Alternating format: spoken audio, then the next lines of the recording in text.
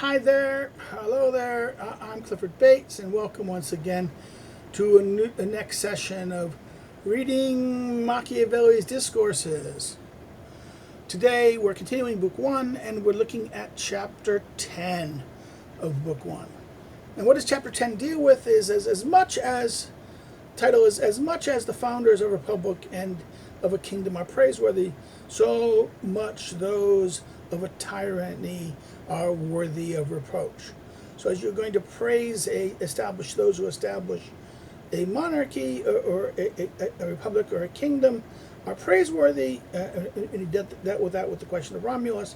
Those who wish to establish a tyranny are reproach. Let's continue. Chapter 1, paragraph 1 of chapter 10, Among all men praised, the most praised are those who have been the heads of orders of religion. Next, then, are those who have founded either a republic or kingdom. So who's the highest praised, he says? Well, those who ordered religions, right? Those who give orders to religions. But then the next highest praise are those who are either a republic or kingdoms. After them are celebrated those who have placed their army, who placed over armies, have expanded either their kingdom or that of their fatherland. Those leading military conquests who led to great expansions of a kingdom or fatherland. To these, literary men are added, and because these are of many types, they are each of them celebrated according to his rank. So therefore, this is, 1, 2, 3, and then literary men, right? Into the rank of literary men. To any other man, the number of which is infinite, some share praise attribute that his art or occupation brings him. So all the rest, his art or occupation brings him some praise or some share praise. On the contrary, men are infamous and detestable who are destroyers of all religion, squanderers of kingdoms and republics, and enemies of the virtues, of letters, and of every other art that brings utility and honor to the human race, as are the impious, violent, and ignorant, the worthless, the idle, and cowardly. So who are the worst? We had a ranking of praise. Now we seem not to have a ranking, but it is a ranking of condemnation, right? It follows that the worst, those who destroy, are infamous, detestable, destroyers of religion, squanderers of kingdom, enemies of virtue, of letters, and every other art that brings utility. But also these types: the impious, the violent, the ignorant, worthless, the lazy, and the cowardly. And no one will ever be so crazy or so wise, so wicked or so good, who will not praise what is to be praised and blamed, and blame what is to be. In other words, no one is so crazy, or so wise, so wicked, or so good, who will not praise what is to be praised and blame what is to be blamed, when the choice between the two qualities of men is placed before him. So, in other words, no one is so crazy that cannot discern that something is to be praised, the quality, and you will praise the qualities that are good, and praise the quality that condemn or blame the quality that's bad, right? Or nevertheless, afterwards, deceived by false goods and a false glory, almost all let themselves go, either voluntarily or ignorantly, into the ranks of those who deserve more blame than praise. And though to their perpetual honor, they're able to make a republic or a kingdom, to their perpetual honor, they are able to make a republic or kingdom. They turn to tyranny. In other words, they do something wrong. In other words, instead, afterwards, deceived by false good, or in a false glory, almost all of them let themselves go, either voluntarily or ignorantly. They do it by choice or through ignorance, into the ranks who deserve more blame than praise. And though to their perpetual honor they are able to make a kingdom, but they turn to tyranny. Nor do they perceive how much fame, how much glory, how much honor, security, quiet, and satisfaction of mind they flee from by this policy, and how much infamy, reproach, and blame, and danger, and disquiet they run into. In other words, they do not perceive the problem. They think it's right. They either do it ignorantly, or they think that this is, they do it by choice, thinking that this will bring them glory, but it's false glory, and it's not real glory. It's rather, they don't see how much they've lost of glory, honor, security, quiet, and satisfaction of mind, and they flee from this policy. How much infamy, reproach, and blame and disquiet they get running into the creation of tyranny, right? It is impossible for those who live in a private state in a republic, or who either by fortune or by virtue become prince of it. In other words, it's impossible for those who live in a private state in a republic, or through by fortune or by virtue become the prince of it, if they read the histories and make capital of the memories of ancient things, not to wish to live in the land of their fatherlands, rather as Scipios than live in their fatherlands rather as Scipios than Caesars. If they are private persons, and rather as Aegius Timileons and Dions than Nabis, Phalarazes and Dionysius, if they are princes. In other words, these guys are private people. This and this.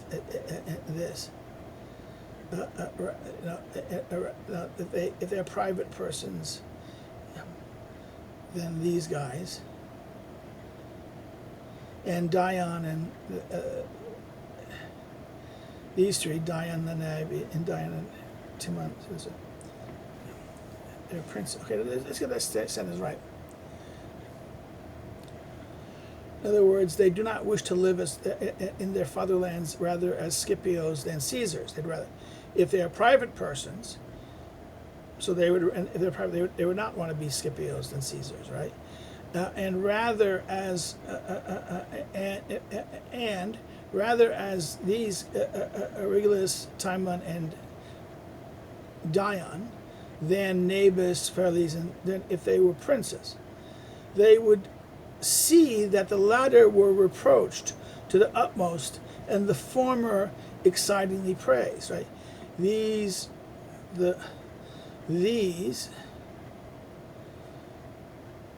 were reproached, and these were praised. Right? They would also see that Timileon and the others did not have less authority in their fatherlands than Dionysius and Phalaris, but they would see they had more security by far. Okay, that's one. So the next paragraph. So therefore, they would see that these things that my God, they would see these guys not only get praise, but also they're secure, right? Now, nor should anyone deceive himself because of the glory of Caesar, hearing him especially celebrated by the writers of the time, right?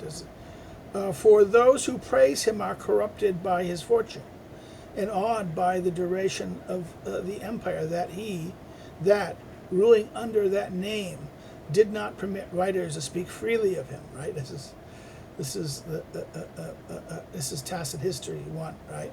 You couldn't speak honestly about them.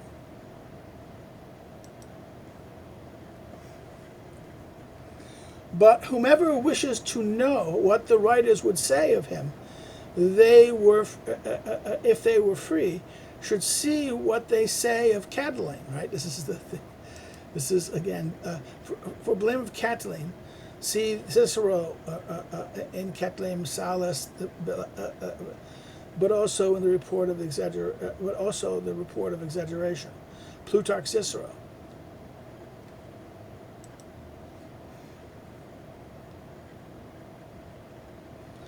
Caesar is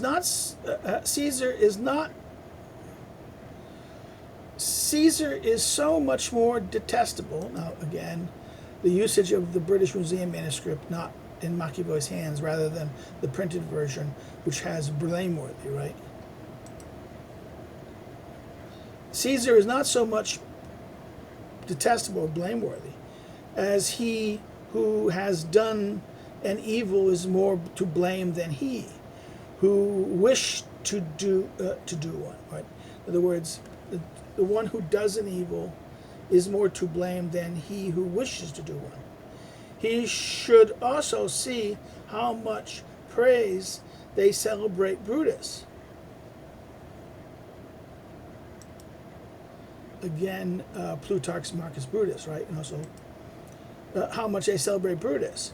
As though unable to blame Caesar because of his power, they celebrate his enemy. He who has become a prince in a republic should also consider when Rome became an empire, how much more praise those emperors deserved who lived under the laws as good princes than those who lived to the contrary. He will see that the Praetorian soldiers were not necessary to Titus, Niverus, Trajan, and Hadrian, Antonius, and Marcus, nor the multitude of legions to defend them, because their customs, the benevolence of the people, and the love of the Senate defended them. He will see also that the eastern and western armies were not enough to save Caligula, Nero, Ventilis, and so many other criminal emperors from the enemies whom their wicked customs and their malevolent life had generated for them. So there was, in other words, he's saying this, that in other words, the good emperors who were good, didn't need these Praetorians. They were safe. The Praetorians and the armies weren't important to their safety. The people, the Senate, and the people would defend them. Whereas the wicked ones, the armies themselves, could not even protect them, right? If their histories were well considered, it would be very much a lesson for any prince to show him the way of glory, or to blame, or of blame, and his own security, and of his own security and fear. Right? In other words, if you look at these histories, these things, look at the emperors and see what happened. It's enough to show that it's, the path to glory and blame, and his own security and fear. Of the 26 emperors from Caesar to Maximus, 16 were killed, 10 died ordinarily.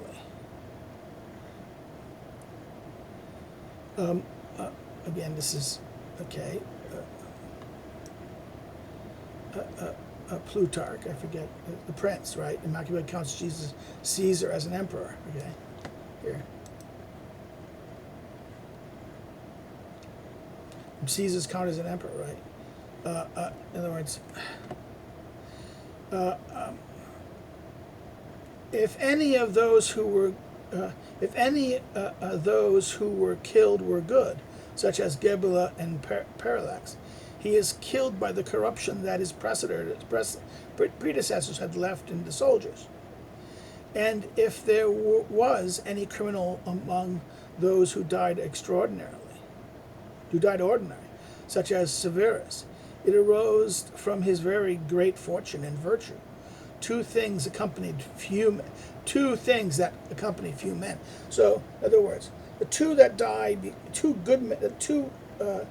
good people who died because of violence are killed. They're killed because of corruptions of the predecessors left the corruption, but the soldiers were so corrupt that they couldn't handle the good guy. because he was weak, right? The idea, or not seen as strong.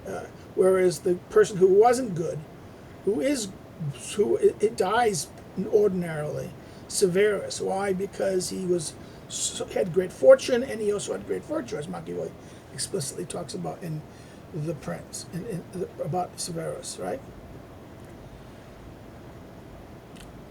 He will also see by reading of this history, Tacitus, right, how a good kingdom can be ordered. For all the emperors who succeeded to the empire by inheritance, except Titus, were bad. Those who succeeded by adoption were good.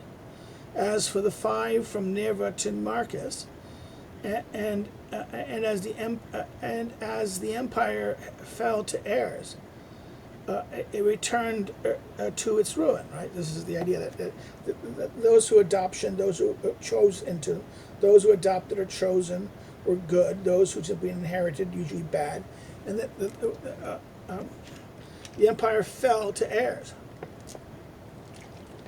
It tended to be ruined. Right. Thus, let a prince put before himself the times of Nerva to Marcus. In other words, read Tacitus, look at Tacitus, and compare them to those that came before and that came latter, and then let him choose in which he would wish to be born, or be born, or over which he would wish to be placed. So where would you be born, or where would you wish to be placed, right? For in those governed by the good, he will see a secure prince in the midst of his secure citizens, and the world full of peace and justice.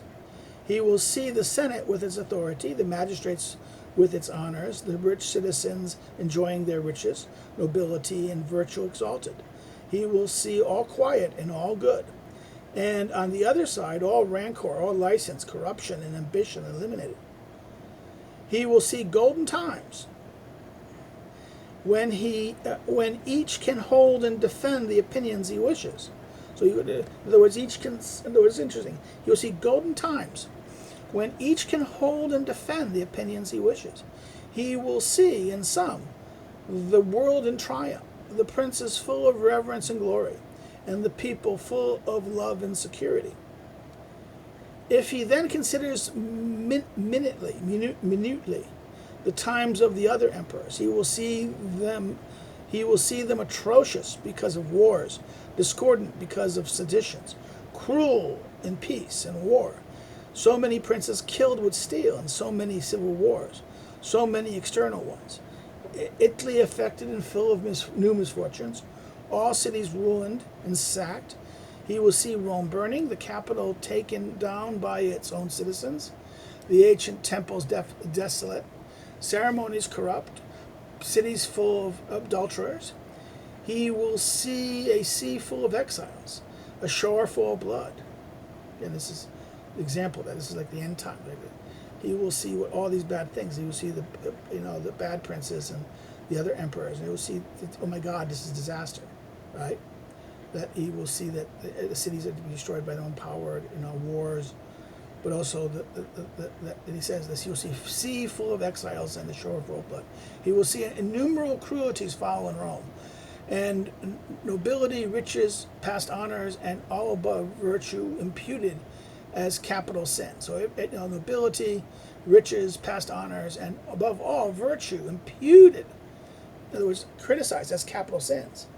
He will see calumniators, people who slander, right, rewarded, slaves corrupted against their masters, freedmen against the patrons, and those who lacked enemies oppressed by friends.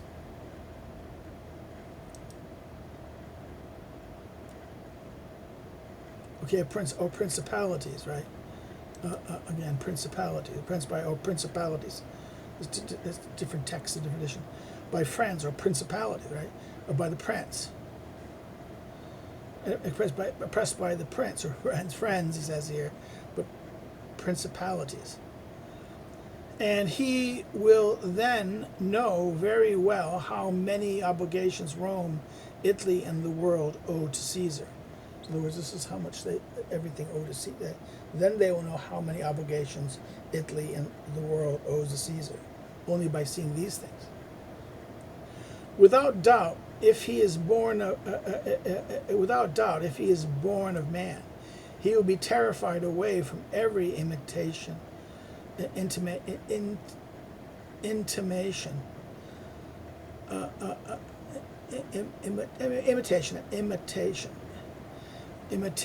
wicked times, and will be inflamed with the immense desire to follow the good.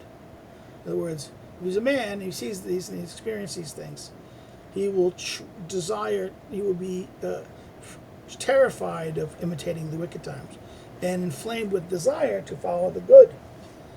And truly, if a prince seeks the glory of the world, he ought to desire to possess a. No, yeah, if a prince seeks the glory of the world, he ought to desire to possess a corrupt city, not to spoil it entirely as Caesar did, but to reorder it as did Romulus. In other words, if you want glory, if you're a prince, you want glory. You don't.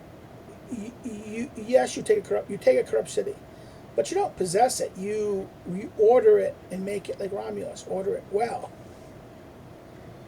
And truly, the heavens cannot give to men a greater opportunity for glory, nor can men desire any greater. In other words, if you want, it's better to take. Don't follow Caesar. Caesar just out to control it. If you conquer it, you want that. If you want to do it, then you should reform it, like Romulus does. And no men can desire greater. And he says that line. And truly the heavens cannot give to men a greater opportunity for glory, nor can men desire any greater. For one who wishes to order a city well had of necessity to lay down those. In other words, if one who would wish to order a city well had of necessity to lay down the principate, he would deserve some excuse if he did not order it so as not to fall in the hands to fall from that rank. But if he was able to hold the principate and order it, he does not deserve. He does not merit any excuse. In other words, okay. If he wanted to order city well, and if necessary, had of necessity to lay down the principate, he would deserve some excuse if he did not order it so as not to fall from that rank. In other words, okay, I ordered it, but I'm going to give up the principate. So if it doesn't, I get somewhat excused.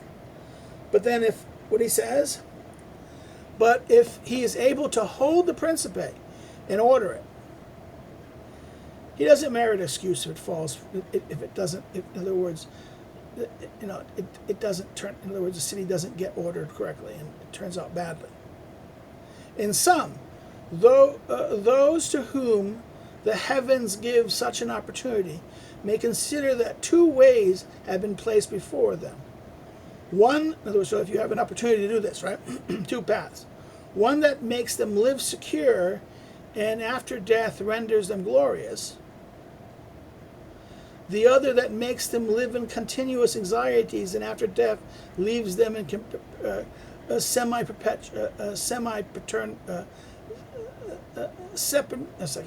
sempiternal infamy. In other words, almost eternal infamy. In other words, sempiternal infamy. That means, for all time. That's going to be an interesting question. How do you do that?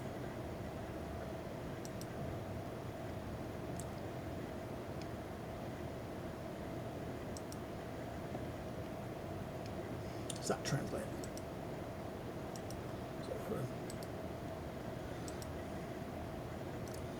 Yeah, eternal and unchanging or everlasting. Infamy. So let's stop here. This is where we end for today's thing. he ends it on this idea that, you know, you have two paths. You got to do it. You should choose the one that gives you glory, peace, safety, and glory, not, you know, continued risk and then infamy. And that is the question of how you're going to do it. Don't make a tyranny if you have the choice. And let's say if you tried, if you didn't do it that you held on power, you didn't decide for your own power, but for the good of that, and that you weren't going to rule after you, then if it fails, you can be excused a little bit. But if you're going to hold power and you're going to keep control of everything, and it goes bad, then you're blamed. Okay, and this is where the infamy comes from. So we'll stop here. If you have any comments or questions or issues, things you want to raise about what we've done here, please put them in the comments below, and when I see them, I respond. Please like it, hit the like button, so that we know if you like it, we'll be able to say, you share it on social media, share it to your friends, share it far and wide. It helps the algorithm grow. If you've not subscribed, please subscribe. Encourage others to subscribe. And even if you're not subscribed, you can go check out the other videos. That you can see the Machiavelli prints, the 2 times we've done the prints, or see the other authors that we've covered here that in the different series. So go check. You can check them out. If you didn't like it, of course, you can always thumbs down. But say why in the comments. This way we can benefit from your thought. Another thing you can do is you can follow me on social media. The social media links are below.